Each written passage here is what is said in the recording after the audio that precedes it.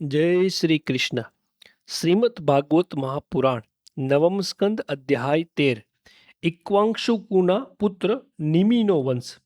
શ્રી સુખદેવજી બોલ્યા, ઇક્વાંગનો પુત્ર નિમિએ યજ્ઞનો આરંભી વશિષ્ઠને યાજ્ઞિક ગોર તરીકે સ્વીકાર્યા હતા. વશિષ્ઠે પણ તે વખતે કહ્યું હતું, હે નિમિ, તારા સ્વીકારવા પહેલાં જ ઇન્દ્ર મને પહેલાં સ્વીકાર્યો હતો. માટે તેનું કામ પૂરું કરી હું આવીશ. ત્યાં સુધી તું મારી રાહ જોજે. તે સાંભળી યજમાન નિમિ મૌન રહ્યો. એટલે વશિષ્ઠે પણ ઇન્દ્રનો યજ્ઞ ચાલુ કર્યો. બીજી તરફ આત્મજ્ઞાની નિમિએ પણ જેન્દ્વીને ચંચળ જાણી ગુરુ ન આવે ત્યાં સુધી બીજા યાજ્ઞિક બ્રાહ્મણો દ્વારા યજ્ઞ શરૂ કર્યો. એટલામાં ગુરુ વશિષ્ઠ ઇન્દ્રનો યજ્ઞ કરાવી ત્યાં આવ્યા.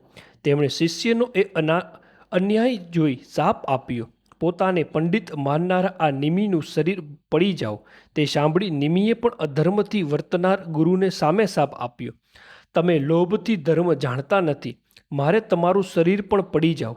ગુરુને એવો શાપ આપી અધ્યાત્મ વેતા નિમિએ પોતાનું શરીર ત્યજ્યું. અને અમારા દાદા વશિષ્ઠ પણ શરીર ત્યજી ઉર્વશી અપ્સરાના દર્શનથી સ્ખલિત થયેલા મિત્રાવરુણ દેવના વીર્યથી એક ઘડામાં ઉત્પન્ન થયા.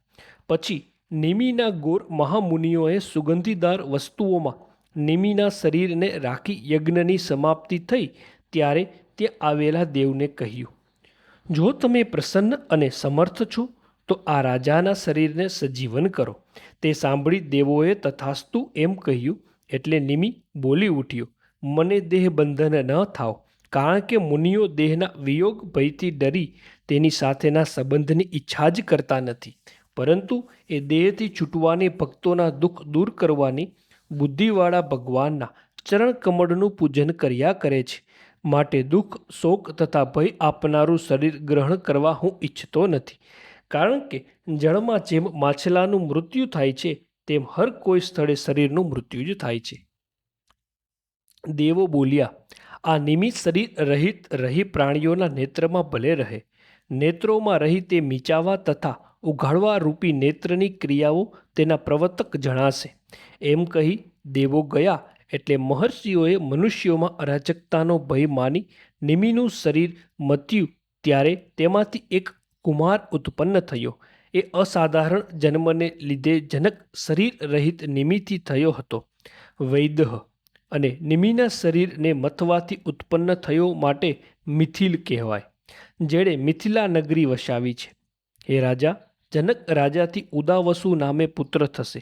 ઉદાવસુનો નંદીવર્ધન, નંદીવર્ધનનો સુકેતુ, સુકેતુનો દેવરાત, દેવરાતનો બૃહદ્રથ, બૃહદ્રથનો મહાવીર્ય, મહાવીર્યનો શ્રુધુતુ, શ્રુધુતુનો ધૃતકેતુ, ધૃતકેતુનો હર્યસ્વ, હર્યસ્વનો મરુ, મરુનો પ્રતિપક, પ્રતિપકનો કૃતિરથ, કૃતિરથનો દેવમીઢ, દેવમીઢનો વિશ્રુત, વિશ્રુતનો મહાવૃત્તિ, મહાવૃત્તિનો કૃતિરાત, કૃતિરાતનો મહારામા, મહારોમાનો સ્વર્ણરોમા, સ્વર્ણરોમાનો હૃદયશ્વરોમા અને હૃદયશ્વરોમાનો શિરધ્વય પુત્ર થયો હતો.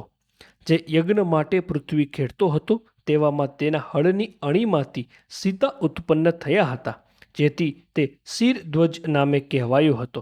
એ શિરધ્વજનો કુશધ્વજ, કુશધ્વજનો ધર્મધ્વજ અને ધર્મધ્વજનો કૃતધ્વજ તેમજ મિતધ્વજ એમ બે પુત્રો થયા હતા.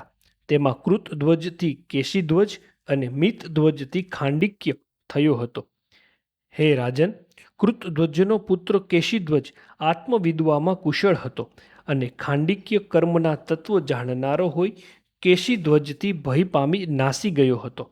કેશીધ્વજનો પુત્ર ભાનુમાન, ભાનુમાનનો સતધુમ્ન, સતધમ્નનો સૂચિ, સૂચિનો સનદ્વાજ, સનદ્વાજનો ઉર્ધુકેતુ, ઉર્ધુકેતુનો અજ, અજનો પુરુજિત, પુરુજિતનો અરિષ્ટનેમિ, અરિષ્ટનેમિનો સૂત્રાસુ, સૂત્રાસુનો સુપાર્શ, સુપાર્શનો ચિત્રરથ ને ચિત્રરથનો ક્ષેમધિ નામે પુત્ર હતો, જે મિથિલા નગરીનો રાજા હતો.